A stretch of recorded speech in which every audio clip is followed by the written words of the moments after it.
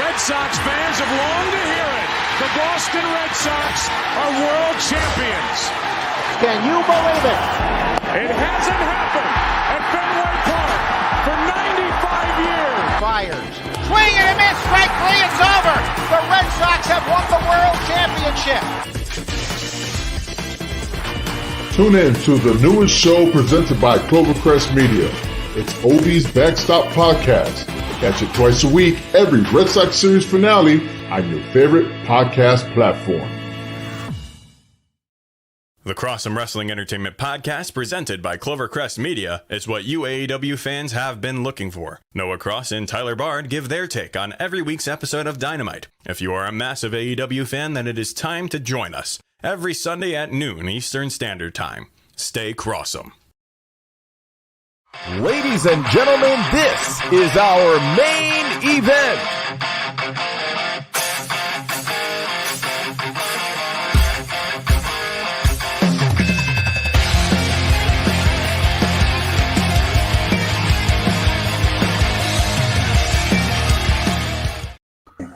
Hello, ladies and gentlemen. Welcome to Throwing Jabs Combat Sports Podcast. I'm your host, as always, Big Jace, joined by my man Joe Guire and Jon Jones. We got a lot to talk about. I mean, not Canelo coming back into the ring tonight.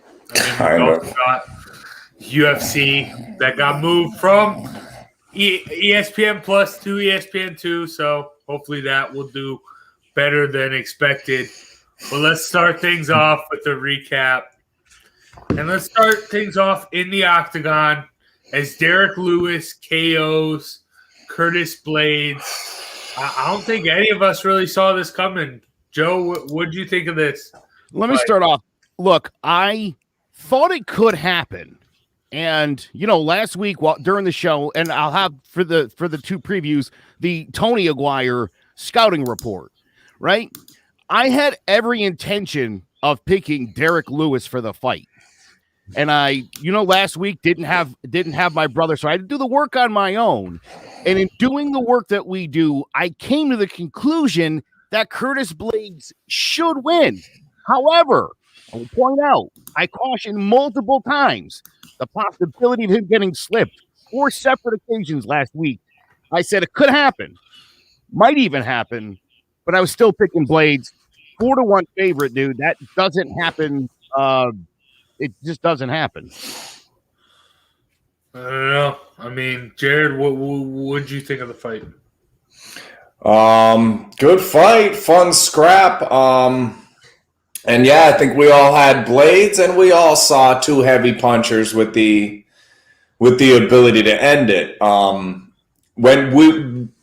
last note was, if you're betting on this fight, take doesn't go the distance.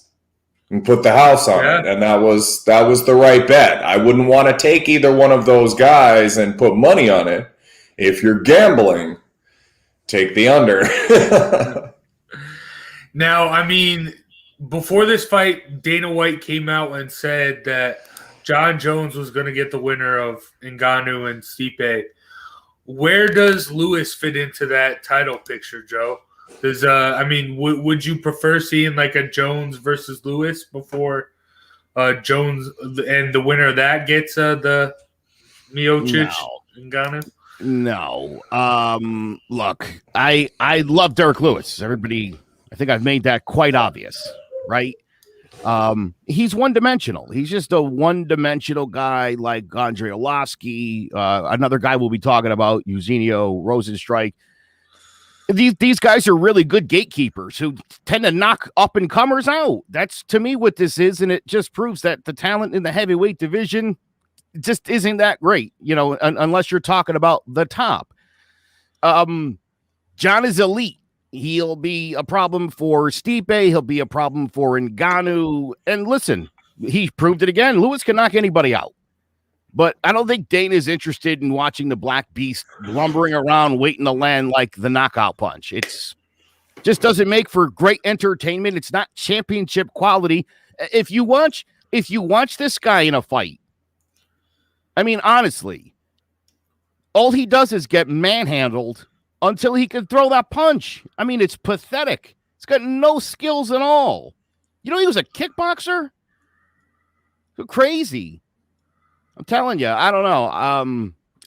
Crazy enough, after the fight, Jared, after the fight, who did Lewis call out? Did he call out Stipe? Did he call out Ngannou? No. He called out, Money. No kidding, he called out Alistair Overeem after the fight, who's ranked 7th in the division, who's convalescing from being knocked out last weekend. I find it interesting. For the 18th time on record. I noticed he didn't call out Alexander Volkov, who was kicking his ass for 5 rounds until he slipped him with 4 seconds to go in the fight. So either call out Stipe, big guy, or maybe hang him up because I don't know. And that's what you have to want. You're number 4. You beat number 2. You don't want a shot at the title?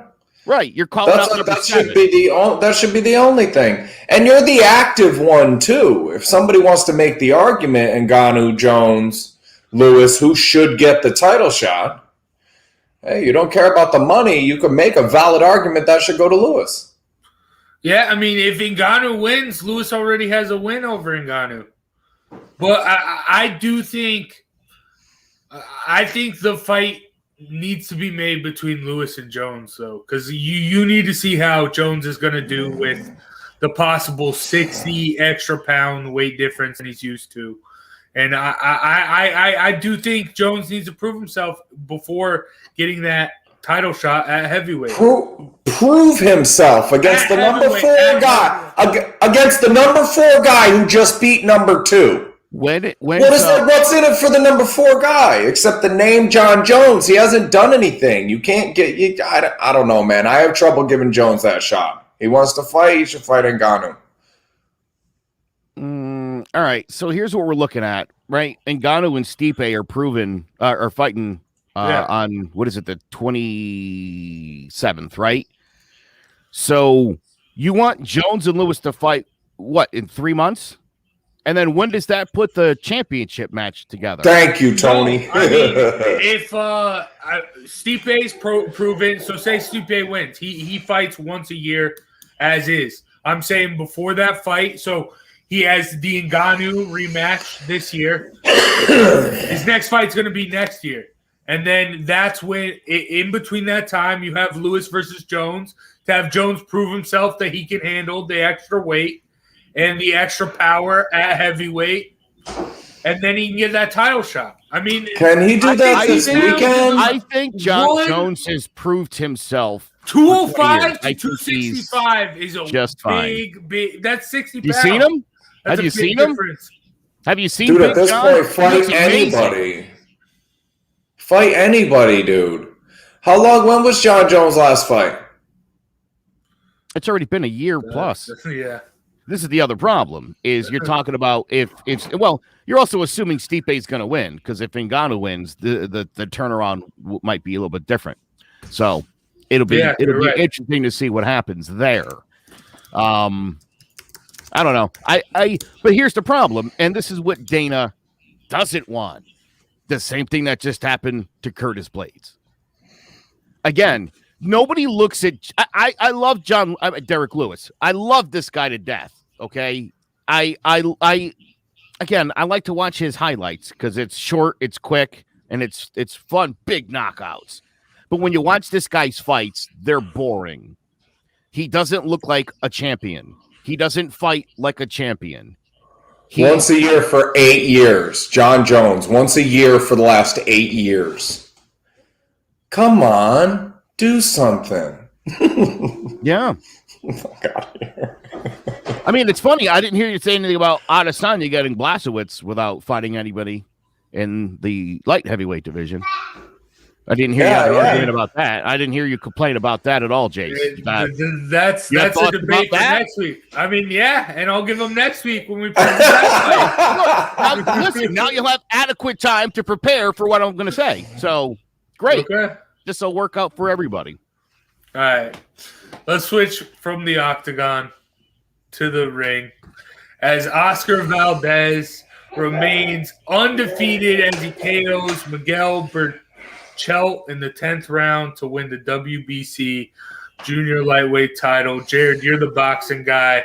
What did you think of this fight? This was a great fight. And, I've got to give big respect to Joe, who called basically blow by blow, round by round. He predicted every single thing right. And when he was done, I said, Joe, I agree with you 100% about everything you said, except that knockout in the 10th round is going to be the other guy.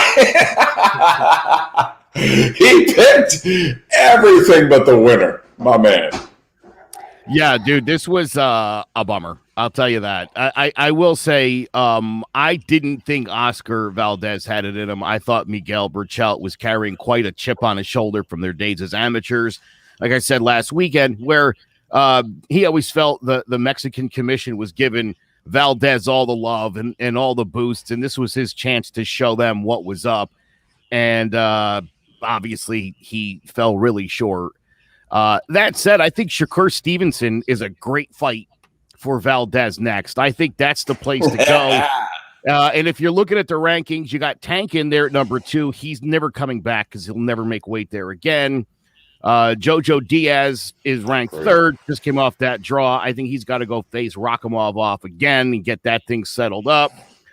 Diaz beat Tevin Farmer, who's 5th. So I think as you're looking at it and you're looking at names, I think the big money fight for Valdez, the fight he deserves, and the name he should get, a guy who I think needs a name himself and has a lot to prove, has a lot of hype behind him, Shakur Stevenson. So I'd love to see that be the next big fight. I'll tell you what, dude, watching this match, Jared, it's funny because of what you just said was exactly what I was thinking in that fight. And as soon as it was over, I was like, oh my God, dude, I can't even believe that. Like, you nailed it. You nailed it. I mean, I just love it. I mean, that was the worst thing. It was like when I was at your house and we watched Holloway and yeah. The look on your face, every punch, and there were a lot of them. As you Boston kid, Qatar, yeah. That's right. That was that's how I felt. Cater, here's the thing. You didn't have the satisfaction of watching it unfold in my house. That's all you didn't get. That's all you didn't get, but just know what happened. True that. Find out somebody stole your whole joke and just tinkered with the punchline a little bit. Yeah. And hey, while we're talking about this weight class, I wanna just jump in here. You guys remember the guy you've never heard of that's going to be the upstart up and comer? Do you remember who I had? Guy named Virgil Ortiz Jr. Yes. He's fighting this weekend. He's fighting a guy that lost to Ramirez in a 5-round barn burner. Tall guy, long reach, big jab, Mo Hooker.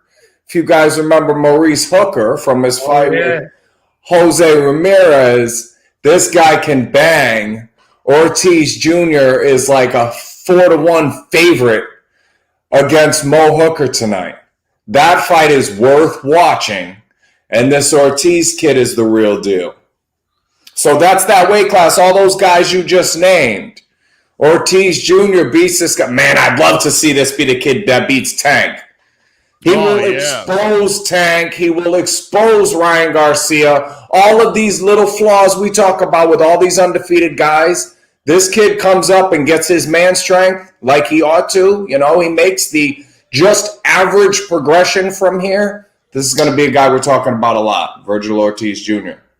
All right. I mean, all right. We'll be on the lookout for that. But talking about fights that are coming up tonight, I mean, there's been a lot of criticism surrounding Canelo Alvarez, especially with the selection of his opponent tonight, Yildirim. And a lot of people have considered Canelo to be the most overrated person in boxing right now. But for our Who You Got this week, who is the most overrated fighter in the UFC right now? Joe, we'll start off with you. I hate to say this because he's actually one of my favorite guys in the UFC, but Georgie Masvidal, who I think has and talks such a great game, destroyed Askren, obviously my favorite fight of all time. Beat the crap out of Darren Till. Got a shot at Usman and went the distance, but as usual, came up short. And sort of had the built-in excuse he took it on short notice, which has only pissed Usman off more. Yeah. Gamebred's lost to, I was looking over his resume, Ali Aquinta, Benson Henderson, Wonderboy, Damian Maia, and Lawrence Larkin. There's even worse names on that list. Again, 36. I think his chance to be at the top is gone. And I think it's really unfortunate. The other guy who jumps to mind for me is Francis Ngannou. Knocks everybody out, but, fights Stipe, fights Lewis, doesn't go toe-to-toe. So he's got a chance to prove me wrong March 27th, but he's a problem for me. Do something. So did Joe take your no way. No, he's not even close. Okay, I don't know. He's not even close. Ngannou? I mean, Jorge Masvidal. This guy's dangerous in both of those guys dangerous in any fight they get into, and I just can't put them on my top.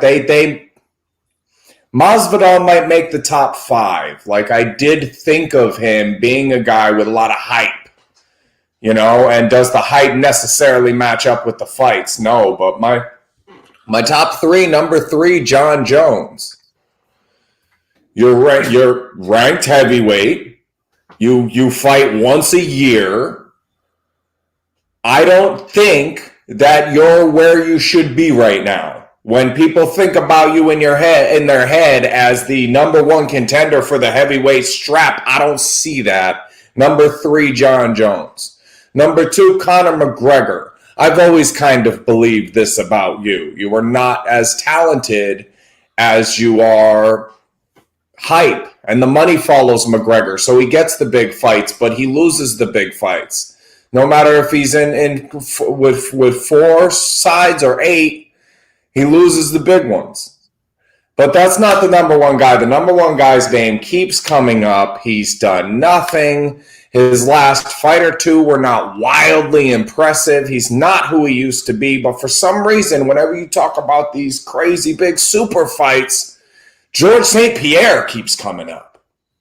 And that's my most overrated guy in the UFC, George St. Pierre. I like that. Can I address that for Joe and I are on different pages here. No. No, we're not. We're not that far off. And I'll be honest, I love your list. I didn't pick Jones and I didn't pick McGregor because I thought those were, as Jace calls them, SpongeBob square pick hand. I think those are, I agree with you. And I think Conor, and I used the word leading up to the Poirier fight, is to me the most overrated guy in this business. And at his age with his inactivity, he can't back that up at all. As far as Jon Jones, I thought we were choosing from active fighters, so I left him off the list. That's why. But especially Jared, when you point out that he's heavyweight, number 1 contender, without ever having stepped in the octagon. Also, he's retired, I should point out, technically speaking. Well, that doesn't say in the UFC. Fair enough. That doesn't say most overrated fighter in the UFC. Most overrated UFC fighter. Georges St. Pierre, 13 title defenses. I think a guy that put his money where his mouth is. And I'll tell you what, Jared, the more I've been reading about stuff, I mean, a lot of people call him the greatest of all time. And I really struggle with that a lot. I don't love him. I never have. There's just, I don't get it. I don't get it, but I can't disprove it. Like I don't generally get into arguments where I'm like, I don't think St. Pierre is that great. But it seems the overwhelming majority of people feel that way, and I don't get it. I've been reading a lot about it. I just don't see it. I have always and probably will always say Hoist Gracie when that comes up and just take my lumps in the argument. I know there's some other arguments. But when you take the clock and have it go up instead of down and remove the judges, That's a different fight.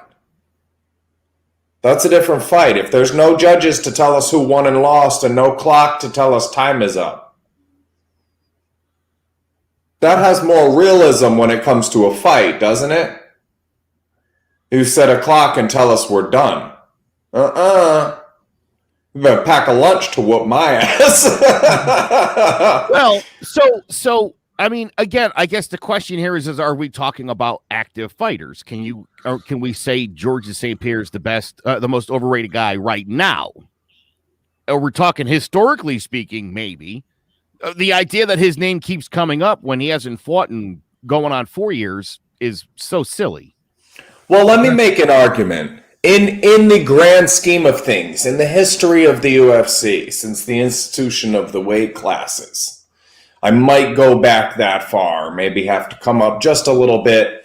But if I were to claim the heavyweight division as the answer to this question, how far off am I? A few years ago, what was Stipe Miocic? How many losses does this guy have? Like, when we look at this overview here, you've talked about Ngannou, Lewis being a one-trick pony. And that's number 4 and just beat number 2. What are we really looking at here? Overrated? It's the whole heavyweight division. Right now, you can have all of them. Boxing, as Tyson Fury has reclaimed more of that allure of, more of that mystique. I can't have a heavyweight champion with 8 losses and have that, oh my God, this guy's a killer.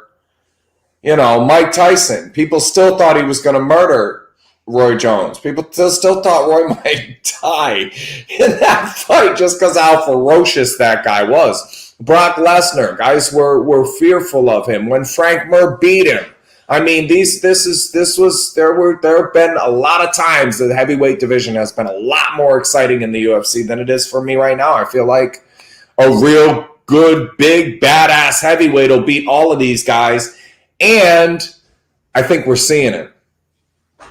I think we might see him tonight. I'm going to let you go ahead. Go ahead, Jace. Lead us in. I think that guy might be might get an upset tonight, and we're looking at that undefeated monster that nobody wants to fight. All right, let's head into the preview. Segue. With, UFC Fight Night. It got changed from ESPN Plus to ESPN 2. You got Rozenstruik versus Gane. Joe, what's going on in this fight? All right, ready? Here we go. Here's the scouting report. Rozenstruik is 32 years old, 6'4", 248 pounds, 78-inch reach, 11-1 at MMA, 10 knockouts, and, of course, was knocked out that one time. He's a former kickboxer. He was 76-8 with 64 knockouts and only KO'd twice. Came to MMA in 2012. Actually went back to kickboxing because wasn't going so well. Came back in 2017, made his UFC debut with a second-round knockout. Followed it up with 2 more first-rounders, including of Andrei Arlovsky. He took Alistair Overeem on short notice, got his brains beat in. I watched that fight last night. Knocked Overeem out with 4 seconds left, and the worst part was he dropped Overeem. Overeem popped right back up. I hate that. Now, mind you, he took a step in the wrong direction, and I understand the ref stopped the fight there, but boy. And then next up for Rozenstruik was Ngannou, 20 seconds. Jared, they didn't even show highlights of the fight. They just replayed the fight because that was quicker. I mean, this guy's signature fight is the win against Overeem, and if I'm being honest, that is the kind of quality of fight you would see in Kimbo Slice's backyard. 17 other people did that, and he stayed down, so... Yeah. Congratulations. Yeah. I mean, again, this wasn't a lights out knockout even. Hey, his nickname, Sleeping Match. Yeah, right. I like there he is. All right. Okay. He did, by the way, knock out your boy Junior Dos Santos second round, but he also got his brains beat in the first round. Again, not what you want to see from a guy like that. Has he knocked out anybody under 37, or is it just Andrei Arlovsky? And yeah, again, this is one of those times, Jared, where once this guy started facing real competition, again, in aging Dos Santos, I don't think he would have beat him 4 years ago. And again, that first round, you could see the difference between a quality fighter.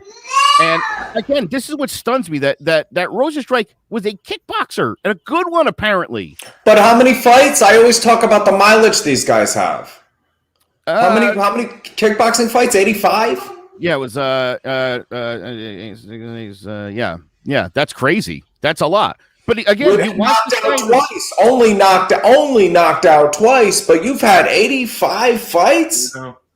I had scrubs. There's 6 minutes max, and there were 36 of them, and I've got permanent stuff from it. Like, you can't do that and not.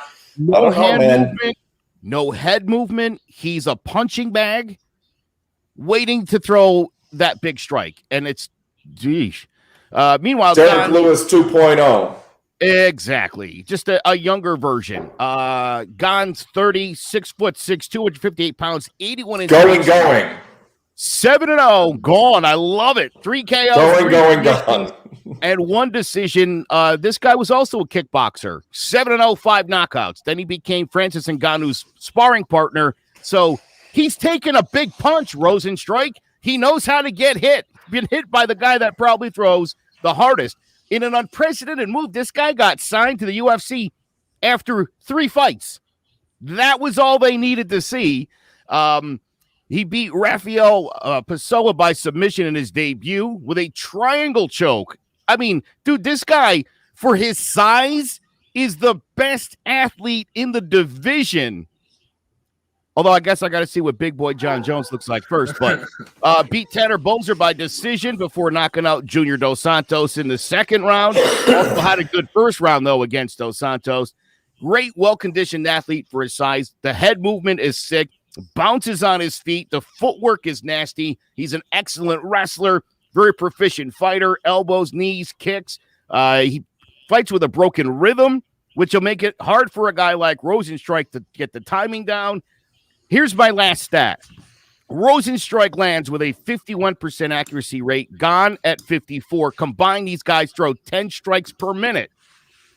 But striking defense is the only number that you'll really notice that stands out between these guys. Jairzinho's at 36%, so he eats 2 out of every 3 punches thrown at him. Gagne's at 73%, meaning 3 out of 4 punches miss. Gane wins this fight, 3rd round stoppage, either submission or he just beats the daylights out of Rozenstruik. Rozenstruik's out of his league here. Oh yeah, no, I totally agree. And you look at now, this is one of the greatest examples of what I mean when I say mileage. These guys fight 10 years ago as amateurs. It's a different fight, but they're both kickboxing experience. One of them has 7 fights, the other one has 85. First one's been knocked out 0 times. Second one's been knocked out twice. One of them has 12 UFC fights. Has been knocked out once. The other one has 7. Hasn't been knocked out. Do we have any record of this guy having the lights turned off? Even big bang out fights like, ooh, that was a war. No, like you said, for his size, the head movement, this is the next guy in the heavyweight division. He'll win tonight. He'll continue winning. He can beat Stipe. He can beat Ngannou. If Jon Jones comes in and does what some people think he's going to do, that's the end of the tournament in the heavyweight division right now. It's Jon Jones versus going. Ciryl Gane, the only guy that's gone the distance with him was Tanner Boser, and I watched that fight. And I don't know how. I mean, they were saying in the last round they weren't sure how Boser had been able to survive. It was an absolute thrashing. Well, and yeah, like Tony said, if you watch the two of them fight, you would think the technically sound guy with all that experience is gone, and it's not. And the mileage has everything to do with that. Sleeping match Rozenstruik. It's got to, because, dude, I mean, to think of how good a fighter Rozenstruik was, while a kickboxer, you see him in the octagon and you're like, no way. Can't be. That guy? No. Just, you don't see it. And again, for Gane, 6'6", dude. Bouncing on his toes, dude. He looks like Valentina Shevchenko the whole fight. I mean, that is something else. He moves like a seasoned kickboxer, Tony just said in the comments. It's ridiculous. Yeah. But could Rozenstruik put him out with one punch? Absolutely. Yes, it's heavyweight. Absolutely. That's honestly, dude, right now, they're having their pre-fight meeting, and they're like, all right, Jairzinho, what were we just talking about last week? Usman. Yeah. And I was talking about windows, right? And I tell people when I train them, you're going to reach out. Now, when you send soldiers out to battle, you've got 1,000 soldiers, right? Do you send them all out? No, because 2 guys kick in the back door, rape your wife, and kill your kids. You can't send them all out there at once, right? You want to keep some home and send them out to do a little damage at a time. And then when they go out, they do the damage. When they're done, bring them right back home. Bring them right back home. This guy limits those windows of opportunity to get knocked out like no other heavyweight in the division. Jon Jones will have that. If his weight transfers properly, he'll have that. Otherwise, this is number 1 in the division. Head movement, footwork, all that little stuff. Get him out, bring him back home, close the windows. This guy's serious. This is the real deal. You want to see the future of the heavyweight division, you're going to see it tonight. Well, the other thing that cracked me up was, again, in watching the fight with Overeem, they kept talking about what a proficient counterpuncher Rozenstruik is. I can't tell you how many times Overeem's big, stupid face was just here, and he didn't do anything. There was even a point in the fight where he busted him up, threw a couple punches. Overeem went up against the cage, and Rozenstruik just sort of backed off for a minute, like, bro. He need to try a duck and strike. Oh, bad! I'm telling you. Needs to try a duck and strike. This is going to really, I think, expose Rozenstruik for the completely one-dimensional fighter that he is, and be a coming out party for Gane.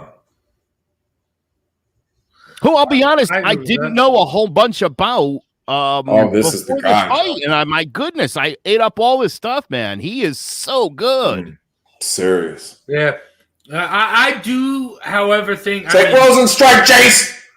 No, I mean you guys are going like hard. I mean, I think you guys are downplaying Rozenstruik a little bit. He's a terrible fighter. I think he's going to keep it competitive. I think he's going to last at least a couple rounds. Maybe even he will. He's going to get his brains beat in for a couple rounds, hoping to land a knockout punch. Gane's not the guy you're going to find it on, though. I don't buy it. This doesn't see the 3rd round. I think he clips Gane at least a couple times. I think this is going to be a good fight. He's going to have trouble landing and be out by the end of the 2nd. Bro, if you can't knock out Alistair Overeem, again, 5 seconds left, bro. Right. And not even out. Just dropped him on his butt. He popped right back up. He's going to have trouble shoulder checking the corners in his kids' rooms and going down the hallway, how every now and again, he's going to get to a point where those take him out. Boom, what happened? Dad bumped into the wall again. Dude, also. Get the smelling salts. Overeem wrestles like an 8-year-old boy. I mean, there's no technique behind it. I watched him take Rozenstruik down over and over again in their fight. Help the bear. And you know what Rozenstruik did on his back? Nothing. You know how the Black Beast will lift you up and toss you off and you're on top of him? Rozenstruik just lays there and gets beat up. That's his move. Literally, he absorbs the ground and pound. It's not, Jace, trust me on this one. If you pick Rozenstruik, I'm not picking him. I'm not picking him. I'm just saying you that he's going to land he's been going to land some shots, and I think Gane isn't as untouchable as you guys think. I think he's really good. I think he's gonna win, but I think Rozenstruik's gonna land some stuff, and it's gonna be a lot better fight than what you guys are saying. That's just take the under. I don't know. Take the under. Somebody's got to pick him. Well, I mean, that should be an interesting fight. A fight I'm not. I mean, we talked about not being that hyped up for. Yildirim, Avni Yildirim challenges Canelo for his super middleweight title. Bravo. I mean, Joe, I have a nickname for that guy. So I want you to go. I put it in the private chat comments. I want you to, when you say that first guy's name there, I want you to put that in the middle. And that's his nickname there. Go ahead. Oh my goodness gracious. Avni Icy Hot Shaq Gunk Yildirim. Avni Icy Hot Shaq Gunk Yildirim. All right, here we go. Canelo, 30 years old, 5'9", with a 70.5-inch reach, 54, 1-2, 36 knockouts, just a fourth Mexican to be a 4-weight world champion. He's ranked the world's best pound-for-pound boxer by just about everyone except for ESPN.com.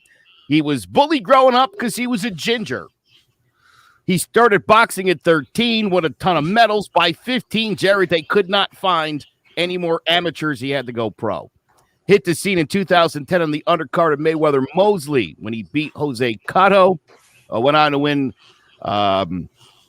to knock out Luciano Coelho for the WBC junior middleweight title. He unified the division when he decisioned Austin Trout. Then came the Mayweather loss.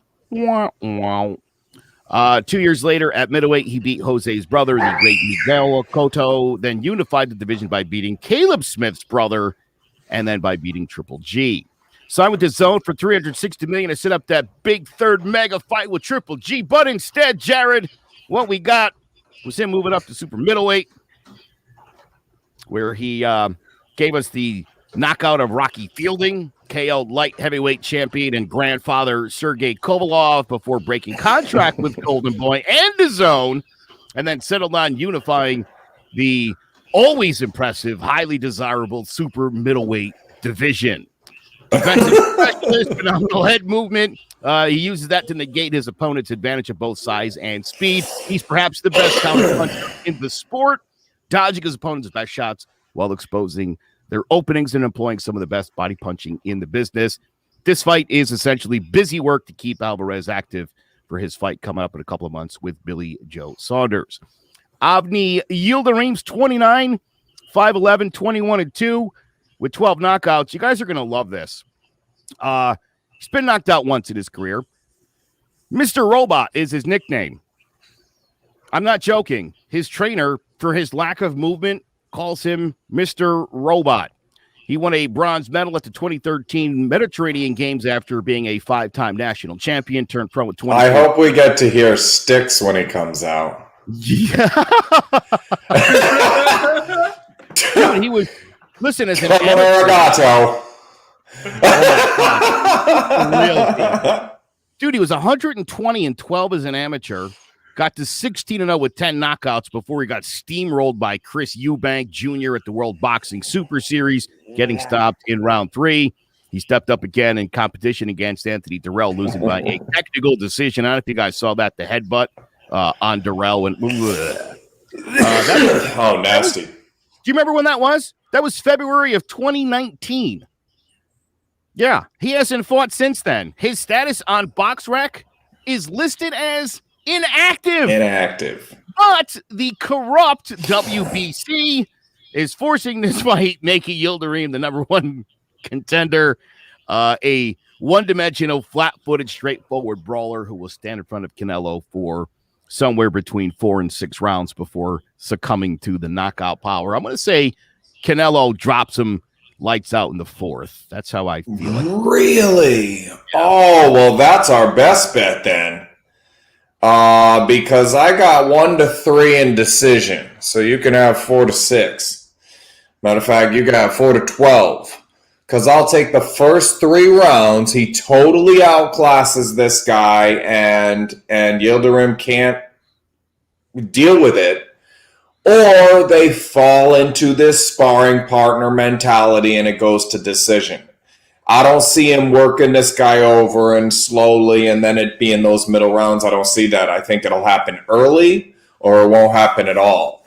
Because these guys sparred before. These guys are homeboys for all intents and purposes, right? So, that's the danger you run into when you get that. Usman, we were talking about how much more exposed he was in this last fight because the guy knew him, how much more susceptible he was, let's say, because the guy knew him. So I'm not saying Canelo's, I hope he gets knocked out. I think this fight is a joke. I hate talking about it seriously. It's why I'm not picking a winner and talking about picking around and trying to find something Joe and I disagree on to make it interesting. This sucks. This sucks. It's one of the best fighters in the game, and you're fighting the fucking milkman.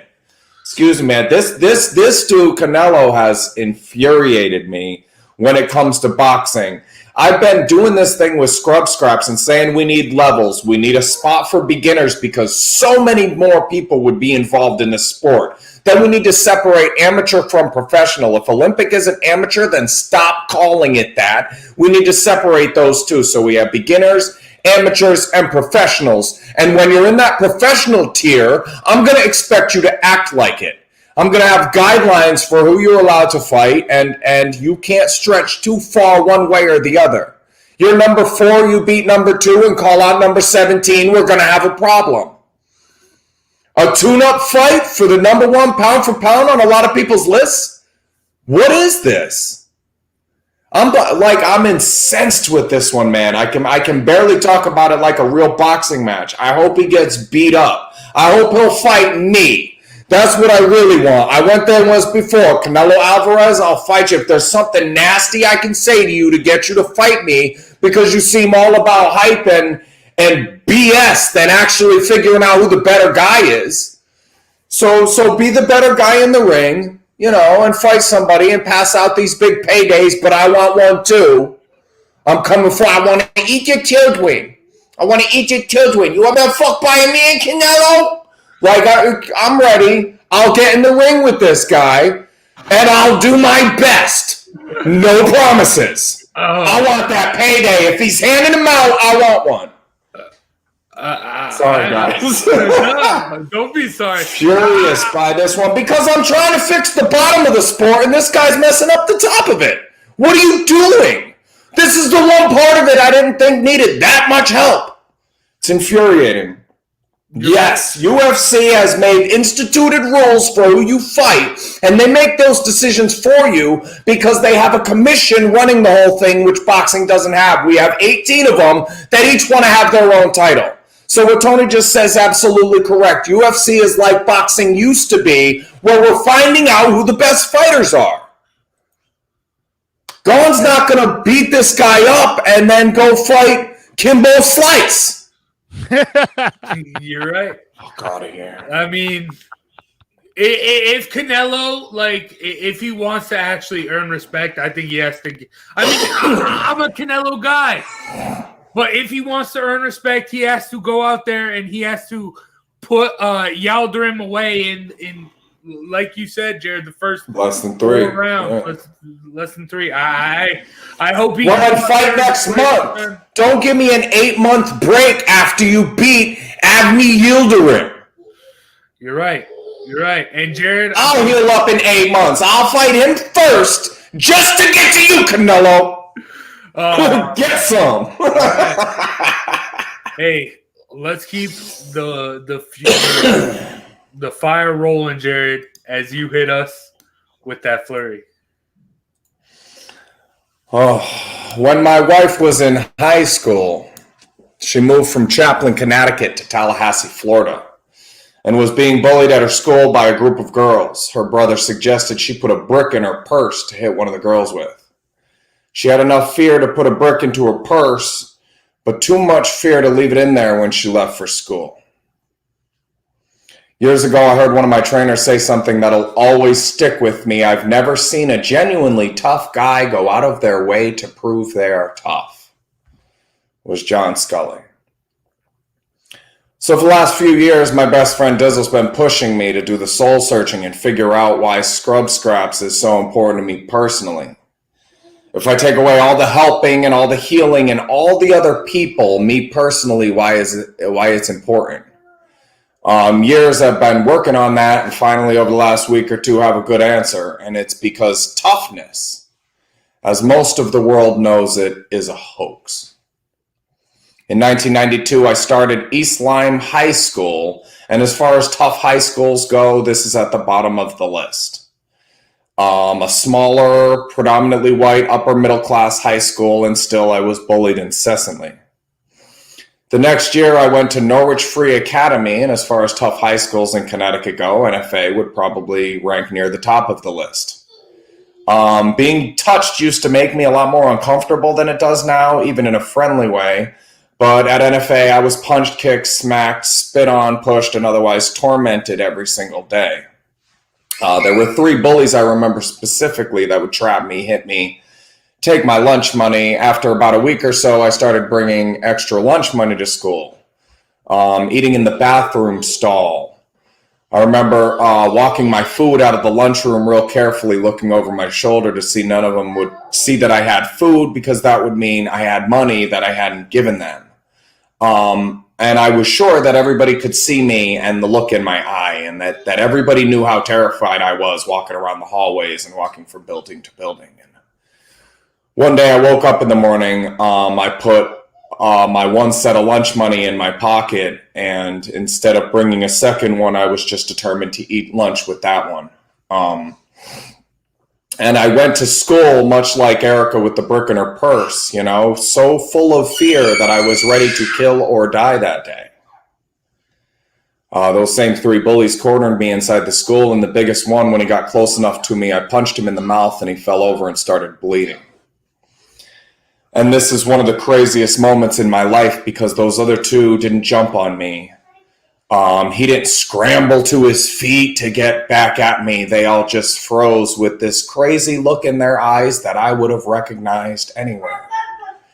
It was that same fear I'd been walking around with in my eyes. I started crying and chasing them. I ended up literally having to run after them to get more shots off. And I was almost angrier afterward, heading to school with all of that. Like I was literally on my way to school. I was ready to kill or be killed. And after one punch, you all ran away.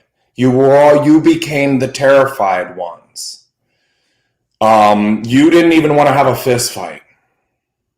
I was ready to kill and die, and you weren't ready to throw a punch. You weren't even ready for that. After that, I started calling out every tough guy. Every time somebody said they were going to do something, I told them to do it or shut up about it. I was ready to be the one who fought anybody who was ready to fight. And 99% of the time, the people that were puffing up, they weren't ready for that. And then over time, something happened to me. I came to understand there were always going to be guys tougher than me in the world. A lot of that happened in the boxing gym. And I developed some genuine toughness so that I no longer felt it necessary to prove it. Every high school, every prison should have a scrub scraps program. When we build a system and hierarchy like that, it's more fair for both the bullies and the victims. And the people at the top aren't the ones who talk the best game, but the genuine tough people who aren't going to exercise that on the people that are weaker than they are. I've never seen a genuinely tough guy go out of their way to prove they're tough. John Scully. Thanks, guys.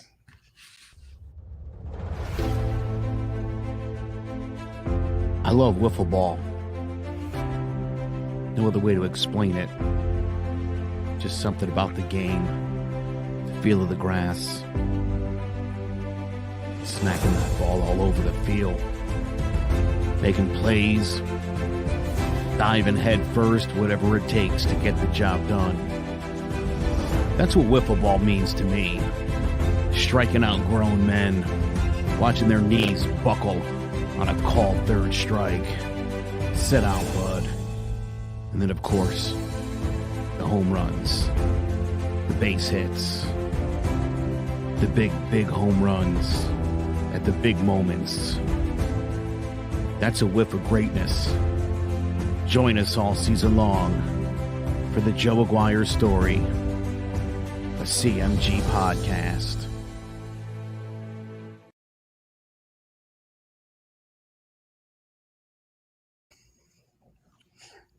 What do you need right after hearing the tragic tale of Derrick? Bullied youth. Yes, you need a feel-good story. A whiff of greatness. Loves to play. And by the way, for everybody watching, that is real. That is not a joke. That's a real thing that we're doing. And it's going to be awesome. Yep. Oh, yeah. And that, along with Throwing Jabs, is part of Clovercrest Media. Make sure you go to clovercrest.com. Check out one of the many podcasts, over 30 different podcasts. Not just all sports. I mean, yeah, you got the football, the baseball. But, I mean, there's true crime, politics. Everything you want in a podcast is there at clovercrestmedia.com. And if not, you can start your own. Come join the CMG podcast family. But that's going to do it for today's show. Enjoy the fights. Thank you, Joe and Jared, for joining me. Thank you guys for listening and watching. Enjoy the fights tonight. And we will see you next week for more Throwing Jabs. Take care. Ladies and gentlemen, this is our main event.